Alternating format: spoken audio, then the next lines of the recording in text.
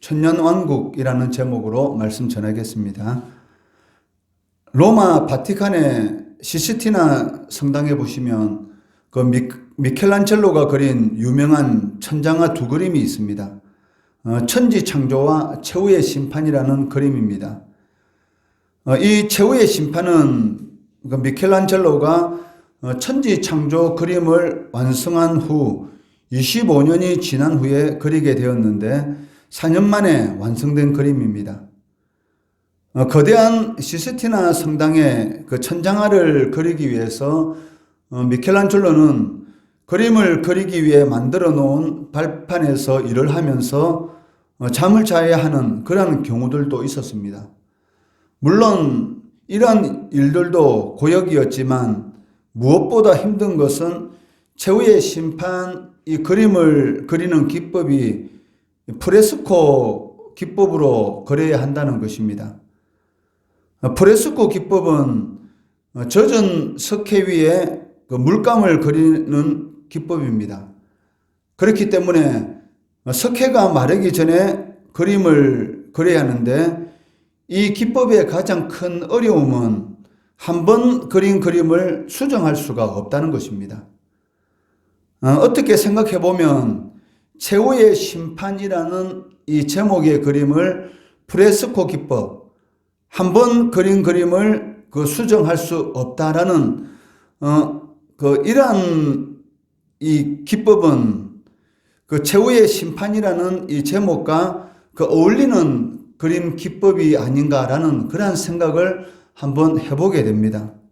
왜냐하면 그 죽음 이후에는 더 이상 구원의 기회가 없다라는 것이 바로 이 그림 기법과 잘 어울리기 때문입니다. 계시록 20장은 그 최후의 심판에 대해서 말씀하고 있습니다. 1절에 보시면 천사가 하늘로부터 내려오는 것을 보게 되는데 그 손에는 무저갱의 열쇠와 큰 쇠사슬을 가지고 있다라고 기록하고 있습니다. 1절 말씀해 보시면 또 내가 보매 천사가 무저갱의 열쇠와 큰 쇠사슬을 그의 손에 가지고 하늘로부터 내려와서라고 말씀합니다. 여기 무저갱은 그 감옥을 의미합니다. 이는 그 계시록 20장 그 7절 말씀을 통해서 알 수가 있는데 천년이 참에 사단이 그 옥에서 놓여라고 기록하고 있기 때문입니다. 천사가 하늘로부터 무저갱의 열쇠와 큰 쇠사슬을 가지고 내려온 이유는 그 사탄을 잡아 큰 쇠사슬로 결박하고 그리고 무저갱에 던져 넣어서 천년 동안 완벽하게 통제하기 위함입니다. 2절 3절 말씀해 보시면 용을 잡으니 곧 옛뱀이요 마귀요 사탄이라 잡아서 천년 동안 결박하여 무저갱에 던져 넣어 잠그고 그 위에 임봉하여 천년이 차도록 다시는 만국을 미혹하지 못하게 하였는데 그 후에는 반드시 잠깐 노일이라라고 말씀하고 있습니다. 사탄이 무저갱에 갇혀 있다라고 말씀하고 있는데 이 감옥에 갇혀 있다라고 해서 사탄의 완전한 멸망을 의미하는 것은 아니라는 것입니다. 왜냐하면 무저갱은 그 사탄이 갇혀 있는 임시 감옥에 불과하기 때문입니다.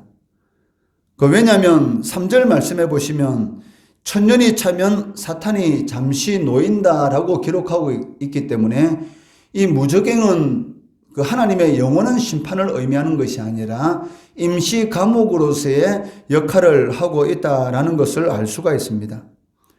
사탄이 영원한 형벌을 받는 장소는 그 19장의 짐승과 거짓 선지자가 던지진 유황불이 타는 불못이라는 것입니다. 그런데 문제가 있습니다. 만약 사탄이 예수님의 초림과 재림 사이, 즉 천년 동안 무저갱에 갇혀 있다고 한다면 사탄이 지금도 왕성하게 활동하고 있는 것으로 묘사하고 있는 그러한 성경 구절을 우리가 어떻게 보아야 하는가라는 것입니다.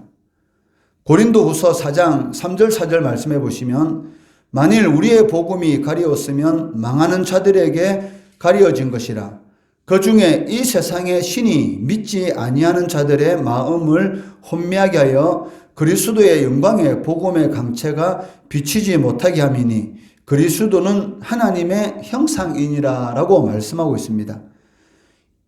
이 복음이 믿지 않는 자들에게 왕성하게 전해지지 못하는 그 이유가 무엇이냐면 바로 사단이 그들의 마음을 혼미하게 하기 때문이다. 즉 사단이 지금도 왕성하게 활동하고 있다라는 것을 알 수가 있고, 고린도후서 11장 14절 말씀해 보시면 이것은 이상한 일이 아니니라. 사탄도 자기를 광명의 천사로 과장해서 그 일을 하고 있다라고 기록하고 있고, 에베소서 6장 11절 12절 말씀해 보면은 하늘에 있는 악한 영들이 이 믿는 자들과 이렇게 영적인 그러한 이런 전쟁을 지금 하고 있다라는 것을 알 수가 있고, 베드로전서 5장 8절 말씀해 보시면 근신하라 깨어라 너희 대적 마귀가 우는 사자같이 두루다니며 삼킬 자를 찾고 있다라고 기록하고 있습니다. 이런 말씀들을 통해서 우리가 알 수가 있는 것은 분명히 예수님이 이 땅에 오신 그 이후로부터 예수님이 재림하시는 그날까지 마귀는 이 감옥에 갇혀 있습니다. 그런데도 불구하고 감옥에 갇혀 있는, 무정에 갇혀 있는 마귀가 왕성하게 활동하고 있는 그러한 성경 구절이 많이 있다는 것입니다. 이 말씀들을 통해서 사탄이 지금도 여전히 강력하게 활동하는 것으로 표현되고 있는데, 그렇다면 사탄이 무저갱에 갇혀 있다라는 이 말씀은 무엇을 의미하는가라는 것입니다. 이 말씀은 사탄이 무저갱에 갇혀 있다라는 이 말은 사탄이 완전히 소멸되었다라는 그러한 뜻이 아니라는 것입니다. 그리스도의 십자가의 사건으로 인해서 사탄의 권세가 제압당했다라는 그런 의미를 가지고 있다는 것이죠. 사탄은 여전히 만국을 미혹하는 그러한 활동을 하고 있습니다. 그렇지만 하나님께서 본질적으로 그러한 활동이 효과적인 결과가 얻지 못하도록 그 능력을 제한하고 계신다라는 그러한 의미를 지니고 있다는 것입니다. 예수님이 이 땅에 오심으로 인해서 하나님의 나라가 이미 임했다라고 말씀하고 계십니다. 내가 하나님의 이 능력을 힘입어서 이 귀신을 쫓아내고 있다는 것은 바로 하나님의 나라가 이 땅에 임하였고 너희 마음에 하나님의 나라가 이미 임하였느니라 라고 주님께서 말씀하셨습니다. 그러니까 하나님의 나라가 주님께서 이 땅에 오심으로 인해서 이미 임하였지만 아직 완성된 것은 아니라는 것입니다. 마찬가지로 사탄이 이미 감옥에 갇히는, 즉 이미 패하였지만 아직 완전히 멸망하지 않은 그러한 상태라는 것을 알 수가 있다는 것입니다. 하지만 사탄의 활동이 완전히 중지되지 않았고 사탄의 활동이 완전히 중지될 때가 오게 되는데 그때가 바로 예수님께서 재림하시는 때라는 것을 알 수가 있습니다. 이어서 4절로 6절 말씀은 사탄이 무저갱에 갇혀 있는 동안 교회가 1000년 동안 예수 그리스도와 더불어 왕노릇할 것이다 라고 말씀하고 있습니다. 4절 말씀해 보시면 또 내가 보좌들을 보니 거기에 앉은 자들이 있어 심판하는 권세를 받았더라. 또 내가 보니 예수를 증언함과 하나님의 말씀 때문에 목배임을 당한 자들의 영혼들과 또 짐승과 그의 우상에게 경배하지 아니하고 그의 이마와 손에 그의 표를 받지 아니하는 자들이 살아서 그리스도와 더불어 1000년 동안 왕노릇하니라고 기록하고 있습니다. 4절 말씀해 보시면 보좌에 앉은 자들이 있다라고 말씀하고 계십니다. 그리고 그들에게 심판하는 권세가 주어졌는데 그 심판하는 권세를 가진 이 보좌에 앉은 자들이 누구인가라는 것입니다. 그 4절 말씀해 보시면 두 부류의 사람들을 말씀하고 있습니다. 그 한 부류는 예수를 증언함과 하나님의 말씀 때문에 목배임을 당한 영혼들, 즉 순교자들을 의미하고 있습니다. 그리고 또 다른 부류는 짐승과 그의 우상에게 경배하지 아니하고 그들의 이마와 손에 그의 표를 받지 아니하는 자들, 즉 세상과 타협하지 않고 아직 살아서 예수 그리스도를 믿고 있는 성도를 의미하고 있다는 것입니다. 그러니까 이 말씀을 통해서 그러니까 예수 그리스도와 즉 마귀가 무적행에 1000년 동안 이 갇혀 있는 동안 그 성도들이 예수 그리스도와 1000년 동안 왕노릇을 하게 되는데, 이 그리스도와 성도들의 천년왕국의 이 통치는 하늘과 땅에서 동시에 진행되고 있다라는 것을 우리는 이 4절 말씀을 통해서 알 수가 있다는 것이죠.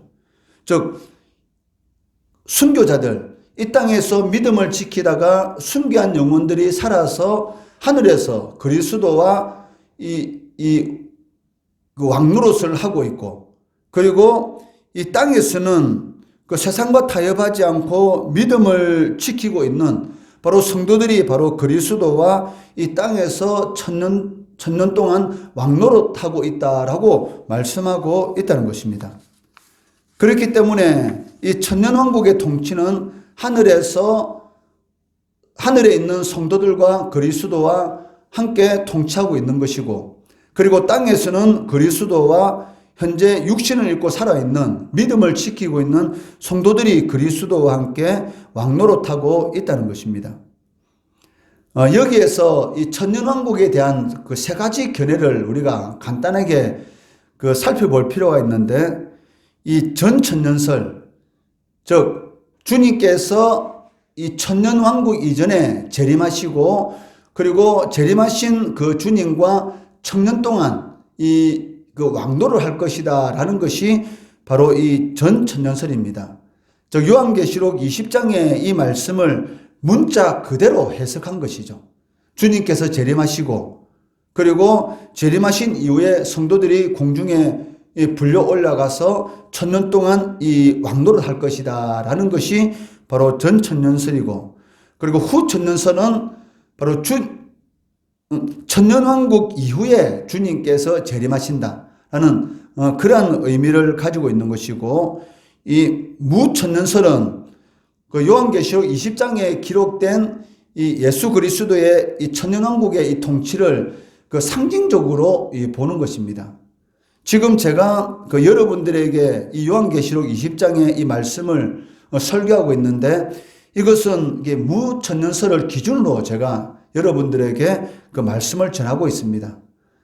그 전에는 이 전천년설, 즉 천년왕국 이전에 주님께서 재림하시고 그 이후에 성도들이 하늘로 불려 올라가서 천년 동안 왕노를 할 것이다 라는 이 요한계시록 20장을 문자적으로 해석하는 것이 이 많은 사람들에게 이렇게 받아들여졌지만, 그 요즘은 이 천년이라는 이 천년왕국이라는 이 기간을 문자적으로 해석하는 것이 아니라 요한계시록은 거의 상징적으로 숫자를 표현하고 있고 많은 내용들이 상징적으로 기록되어 있기 때문에 그러니까 무천년설이 바로 많은 사람들에게 또 신학자들에게 받아들이고 있습니다.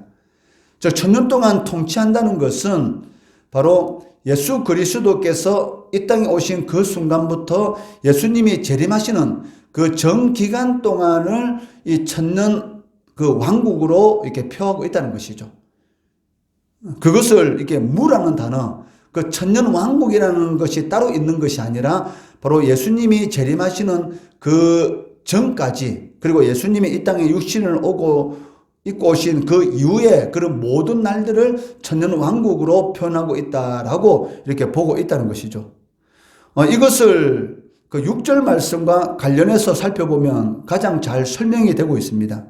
6절 말씀해 보시면, 이 첫째 부활에 참여하는 자들은 복이 있고 거룩하도다. 둘째 사망이 그들을 다스리는 권세가 없고 도리어 그들이 하나님과 그리스도의 제사장이 되어 천년 동안 그리스도와 더불어 왕노릇하리로다 라고 말씀하고 있습니다. 베드로 사도는 성도들에 대해서 뭐라고 말합니까? 너희는 왕 같은 제사장이요. 즉 너희는 왕으로서 예수 그리스도의 제사장이 되어 이 세상을 통치하고 있다라고 이렇게 말씀하고 있었는데, 바로 6절 말씀이 바로 베드로 사도의 그 말씀과 일맥상통하고 있다는 것입니다.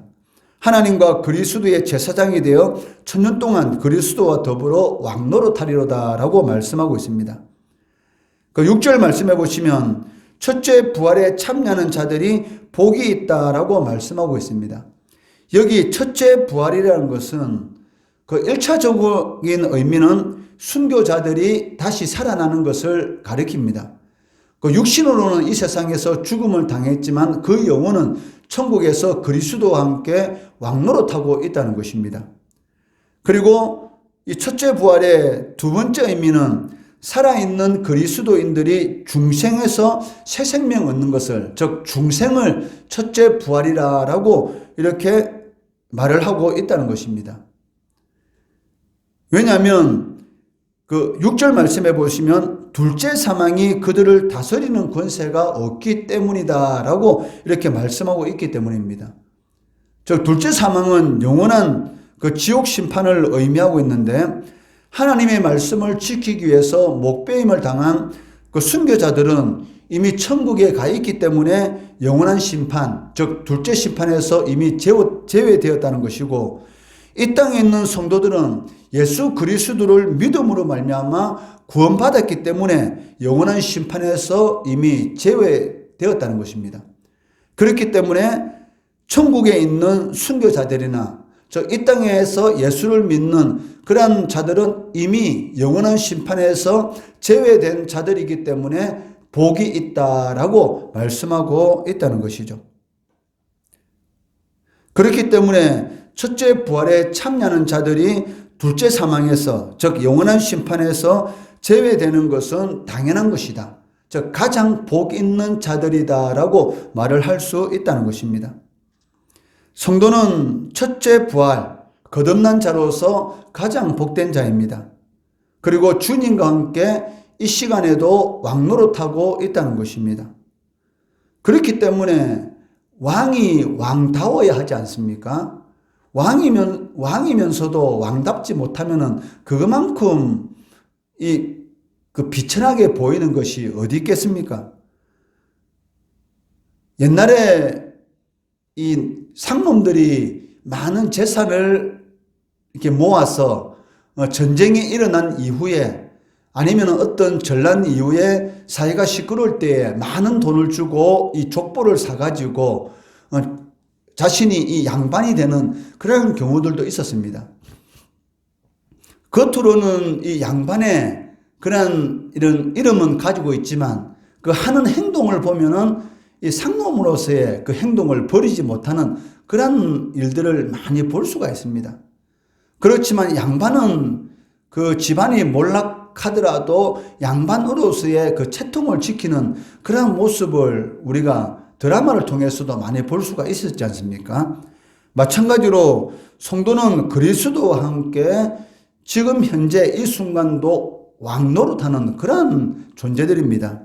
그렇기 때문에 좀 삶이 어렵다고, 예수 믿는 것 때문에 어려운 일이 있다고 기가 죽어서 그 믿지 않는 자들처럼 그렇게 행동해서는 안 된다는 것이죠.